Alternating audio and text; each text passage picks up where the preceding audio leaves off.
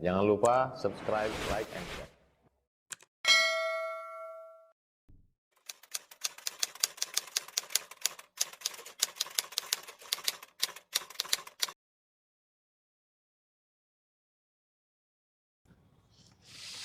Memasuki rukun yang berikutnya, yang berapa tuh? 6 ya. Nah, yang rukun yang keenam, wal i'tidalu wa tuma'ninatu fihi. Rukun yang keenam adalah i'tidal. I'tidal sama dengan kemarin, plus dengan tuma'ninah. Jadi i'tidal sekaligus tuma'ninah padanya. Nah, dalam i'tidal itu pun diwajibkan juga dengan tuma'ninah. I'tidal ini termasuk rukun, ya. Al-i'tidal ruknun liqaulihi sallallahu alaihi wasallam lil musii salatihi. Ya, dia termasuk rukun berdasarkan ucapan dari Nabi sallallahu alaihi wasallam kepada orang yang ibadahnya tidak bagus. Nah, apa kata Nabi? Tsummarfa hatta ta'tadila qa'iman. Nah, kemudian kata Nabi, angkatlah, maksudnya angkatlah dari ruku hatta ta'tadila qa'iman, sampai kembali tegak berdiri. Nah, ya, hadis ini kan potongan nih, penggalan. Sebagaimana hadis yang kemarin juga penggalan. Hadis yang kemarin, summarka hatta tatma'inna raki'an. Kemudian mereka ruku sehingga tumaknina di dalam ruku. Ini sama juga nih. Kemudian mereka angkat, kata Nabi, angkat dari ruku hatta ta'tadila qa'iman, sampai kembali tegak berdiri. Nah, jadi wajib tumaknina ini hadisnya banyak, ya. Makanya tumaknina itu dimasukkan dalam rukun, ya. Dia masuk rukun karena hadis riwayat Imam Ahmad, Ibnu Hibban dalam sahihnya, dan juga yang lain sebagaimana disebutkan tadi itu. Nah, jadi i'tidal ini diqiyaskan terhadap alal julusi baina sajdatain, sebagaimana duduk di antara dua sujud sama. Duduk di antara dua sujud, Nabi menyuruh tumakninah. Nah, sama juga. Duduk di antara dua sujud tumakninah, i'tidal juga ada tumakninah. Kemarin ruku juga ada tumakninah. Insyaallah kita bahas pertemuan akan datang, sujud pun juga harus ada tumakninah. Nah, ya, tumakninah itu perlu, ya, wajib hukumnya. Nah, summal i'tidalul wajibu ayyauda ba'da ruku'ihi. Jadi i'tidal itu kata ulama wajib dia kembali, ya, kembali sesudah ruku', kana 'alaiha qabla ruku'. Jadi kembali posisinya sebelum dia ruku'. Itulah i'tidal. Ya.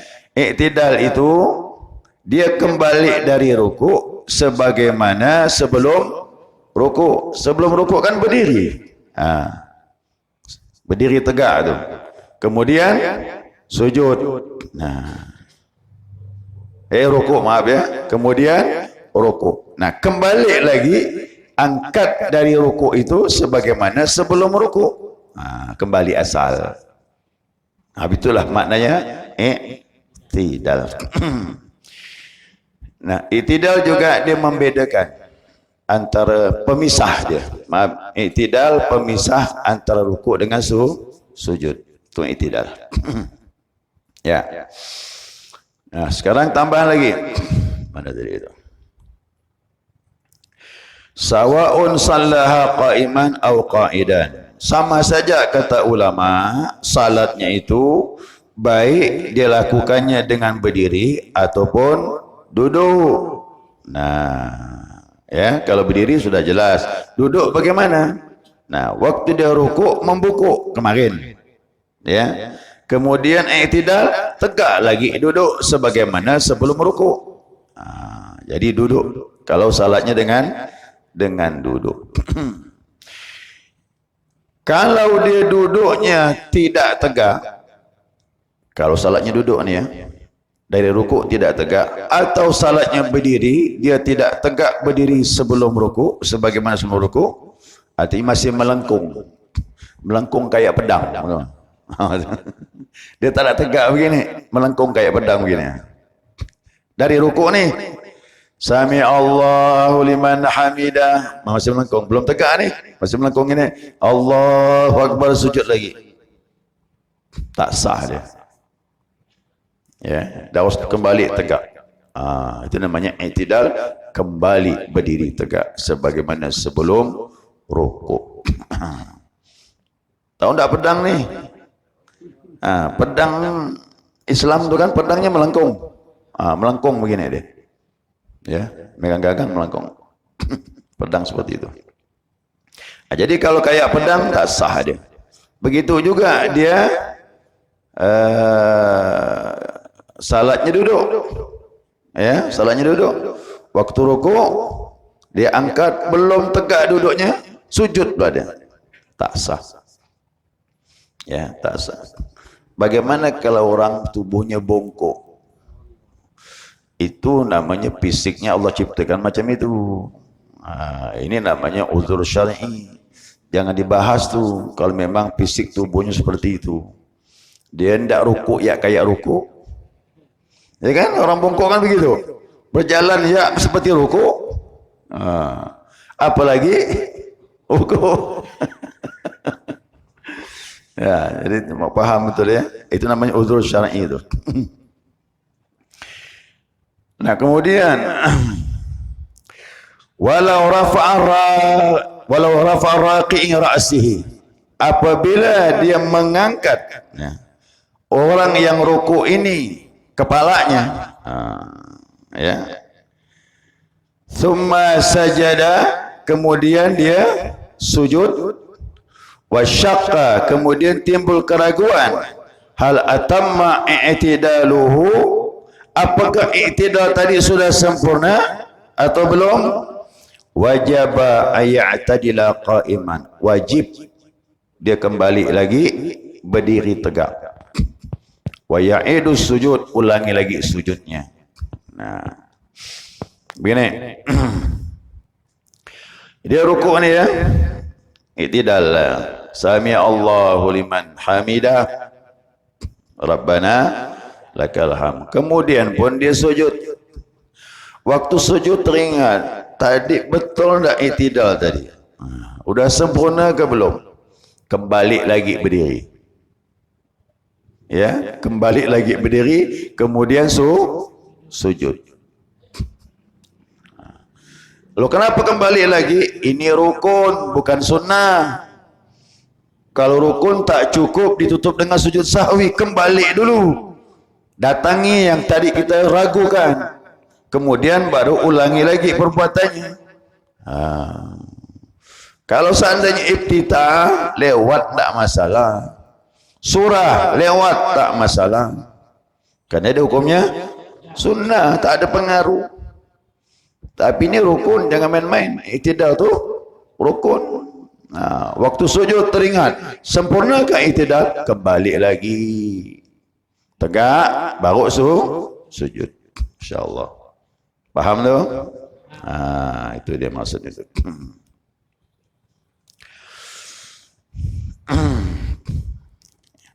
Kemudian wa yajibu alla ayaqsuda bi raf'ihi ghairil i'tidal. Dan wajib ya untuk tidak mengqasadkan, tidak meniatkan waktu angkat dari ruku itu selain i'tidal. Jadi begitu bangkit dari ruku, sebelum angkat memang niatnya untuk i'tidal sebagaimana kemarin. Waktu mau ruku betul-betul niatnya ruku. Kemarin kita bahas ya. Masih ingat?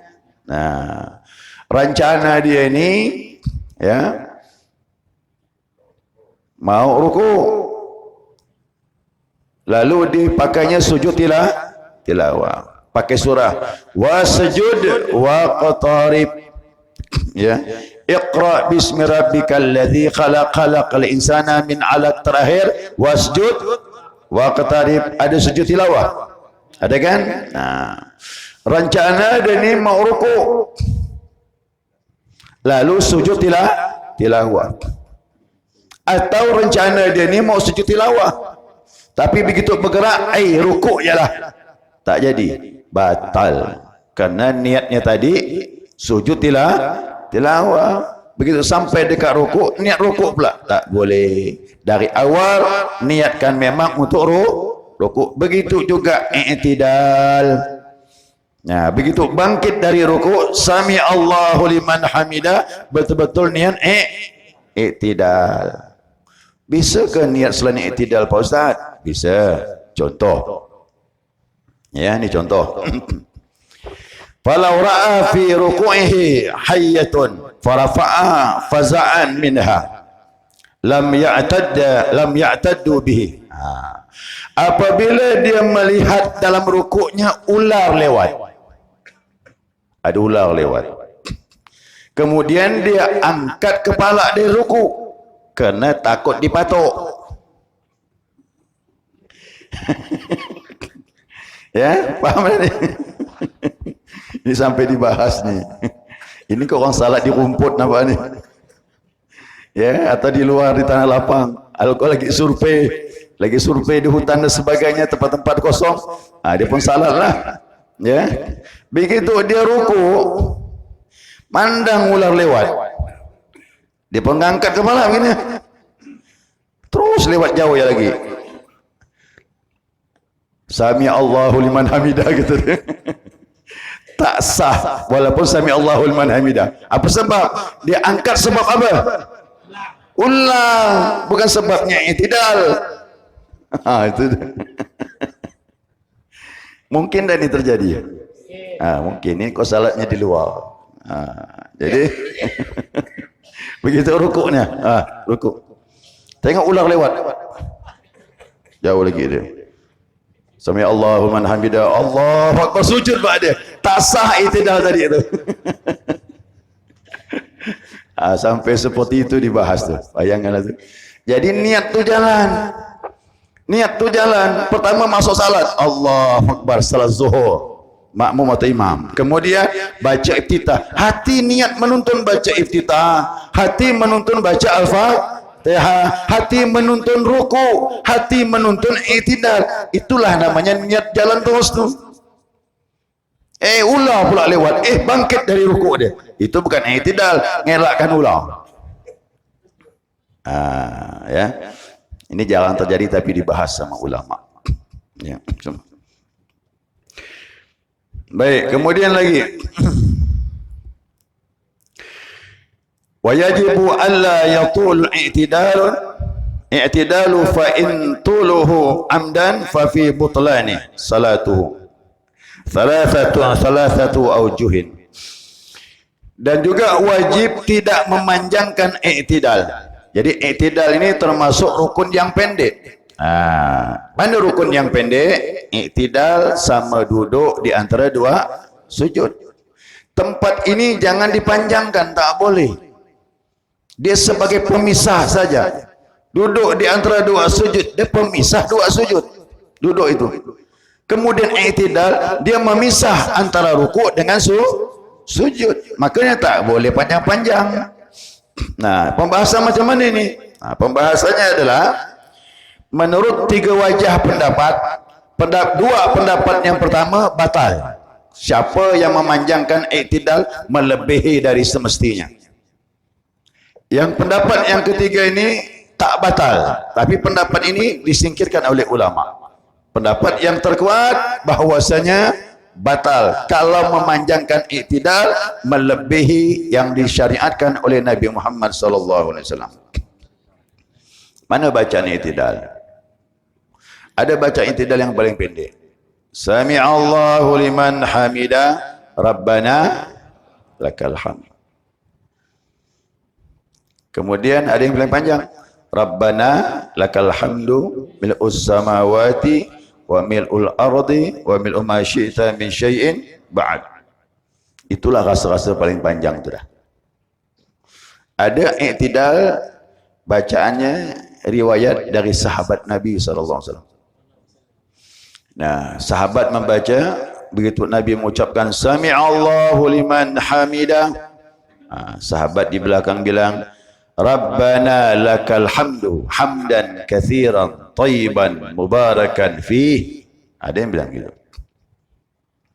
Jadi ucapan ini pun pernah ditanya sama ibu-ibu di Sirajul Islam kemarin.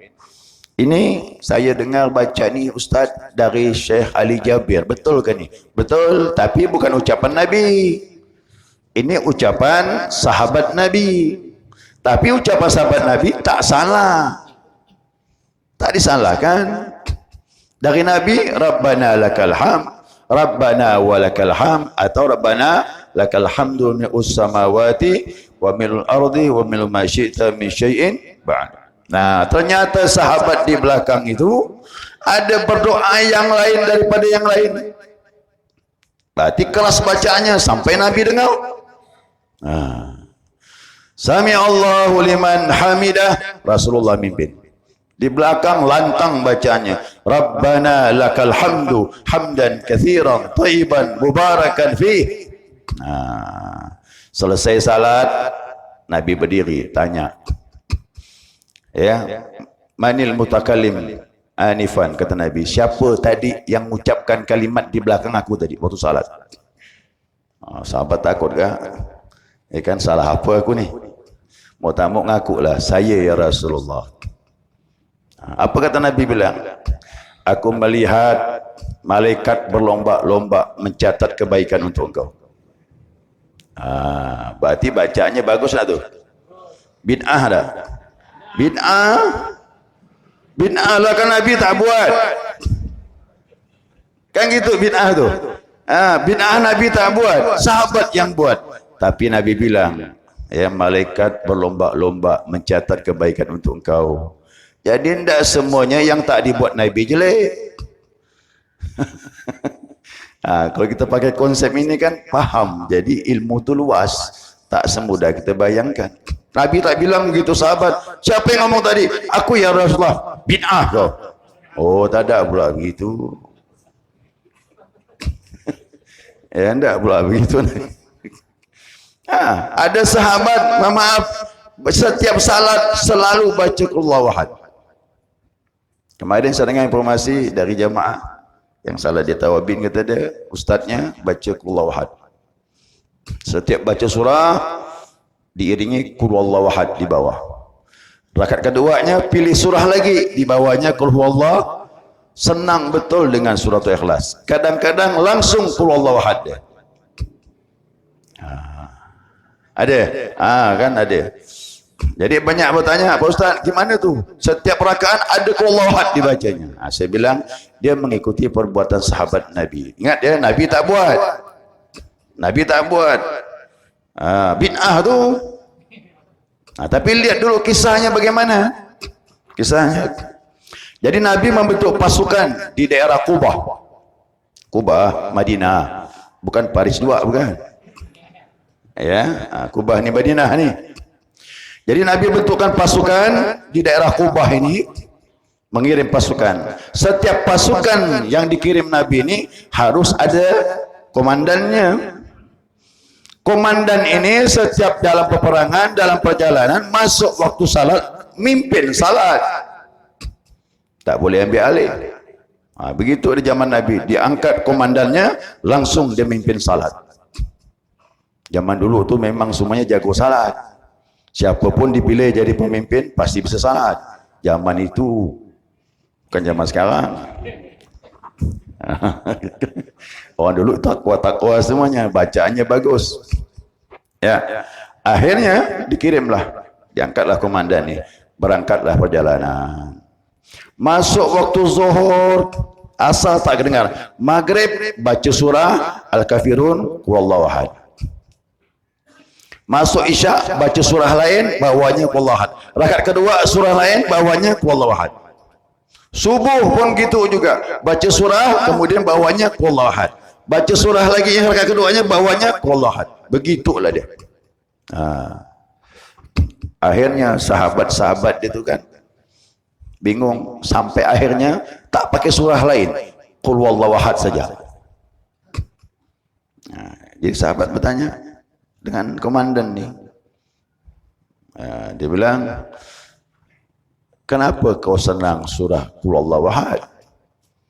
Tak hafal surah lain ke? Saya yakin kok di Masjid Syakir ini buat begitu, pasti banyak kak yang komplain. Betul lah Pak Haji? Pasti komplain kan? Macam tak ada surah lain ya. Pasti sama. Pertanyaannya begitu. Ditanya, dia bilang, kau tak hafal surah lain? Hafal. Ada surah lain kau hafal. Kenapa tak mau bukan surah lain? Tak. Aku senang surah ini, kata dia. Kalau kau tak senang aku memimpin salat, berarti harus gantilah komandan ni. Kan komandan merangkap jadi imam. Kalau kau tak senang, udah ganti aku sebagai pemimpin. Aku tak bakal buang surah ini. Aku menyenanginya. Dahlah, kata kawan yang lain, terbiarkan sajalah. Nanti sampai Madinah kita lapor ya dengan Nabi SAW. Dulu enak ada masalah, lapor dengan Nabi SAW. Sampailah di Madinah, selesailah perjalanan mereka tu, kembali ke Madinah, lapor dengan Nabi tentang masalah peperangan dan sebagainya. Sekalian beritahu masalah imam tu. Ya Rasulullah, komandan kami ini setiap salat surahnya Qul Huwallahu Ahad. Sedangkan dia orang terbaik di antara kami memimpin perang. Dan kami tetap bertahan. Bagaimana itu ya Rasulullah? Kata Nabi, panggil dia. Panggil. Datang di hadapan Nabi. Begitu depan Nabi, sampai berita kepadaku bahwa engkau ini setiap salat surahnya suratul Ikhlas. Benar? Benar ya Rasulullah. Kenapa kata Nabi? Tanyalah apa sebab kau pakai suratul Ikhlas. Dia jawab apa? Aku senang dengan surah ini ya Rasulullah. Dalam surah ini 4 ayat menyebutkan sifat-sifat Tuhanku, kata dia. Dan aku tak mau ninggalkannya. Gila, hebat malah jawabannya. Depan Nabi ngomong itu apa ni? Kata Nabi bilang apa? Kau akan masuk surga, kata Nabi. Karena kau mencintai sifat Allah Subhanahu wa taala. Bid'ah dah tu. Masuk neraka tak? Belum tentu. Kau dah Nabi respon berarti baiklah tu. Ya. Jadi kalau kita nak baca doa i'tidal Rabbana lakal hamdu hamdan katsiran thayyiban mubarakan fi, itu sahabat yang buat, bukan Nabi. Tetapi Nabi respon itu baik. Malaikat berlomba-lomba mencatat pahala untuk kau. Jadi i'tidal, kembali kepada kitab ini. Kembali kepada kitab, i'tidal jangan diperpanjang melebihi seperti surah Al-Fatihah. Berarti dah panjang dah tu dah. Berarti ditambah doa-doa yang lain, maka bisa membatalkan. 2 pendapat mengatakan batal, 1 mengatakan tak batal. Ambil pendapat 2. Kok voting begitu bang? Kalau kita voting, ambil yang terbanyak. Ambil yang terbanyak. Baik, sekali itu selesai sudah dapat dipahami.